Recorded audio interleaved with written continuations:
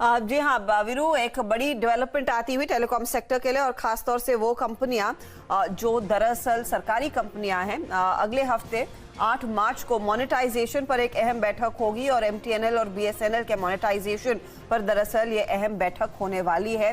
ये एक बड़ी डेवलपमेंट है। आपको याद होगा इस पिछले पूरे साल अगर आप चर्चा करते थे तो एमटीएनएल की काफ़ी चर्चा होती थी सोशल मीडिया पर, क्योंकि एक तरफा तेजी दिखाई है और तेजी की वजह यही है कि सरकार यहाँ पर बड़े पैमाने पर मोनेटाइजेशन की प्रक्रिया पर जोर देना चाह रही है, उस पर विचार कर रही है।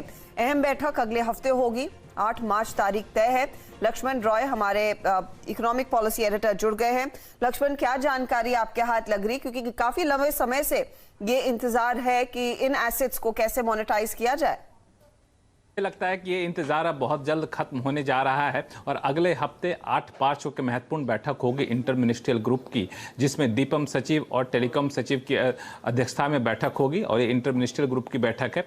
इसमें एसेट मोनेटाइजेशन, खासतौर से टेलीकॉम कंपनी सेक्टर के जो पीएसयूज हैं उनके एसेट मोनेटाइजेशन पर चर्चा होनी है। एमटीएनएल और बीएसएनएल के एसेट मोनेटाइजेशन को लेकर एक रणनीति तैयार की जाएगी। 2-3 खास एजेंडा है। पहली बात तो ये कि जिन 6 एसेट को बीएसएनएल और एमटीएनएल के 6 एसेट की पहचान की गई, उनके लिए टेंडर जारी किया गया था, उसको कैसे आगे बढ़ना है, कैसे उसको अंतिम रूप देना, उसकी अगली रणनीति तैयार की जाएगी।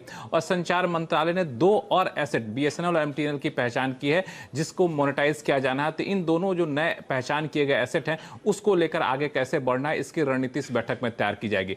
इस खबर के बैकग्राउंड में एक चीज महत्वपूर्ण बता दूं कि सरकार ने जो नेशनल मोनेटाइजेशन पाइपलाइन का ऐलान किया था उसके तहत एमटीएनएल के 1350, बीएसएनएल के 13,567 मोबाइल टावर थे, उनके मोनेटाइजेशन की योजना है 2024 तक और इसके जरिए 8,800 करोड़ रुपए जुटाए जाने का टारगेट सरकार ने रखा है। और उसी तरफ ये एक बड़ा कदम है और इस एसेट मोनेटाइजेशन से जो भी पैसा आएगा, जो अभी 6 एसेट की बात की, 2 एडिशनल एसेट की बात की, उस पैसे का इस्तेमाल कंपनियों के ऊपर जो डेट है उनको उतारने के लिए किया जाएगा।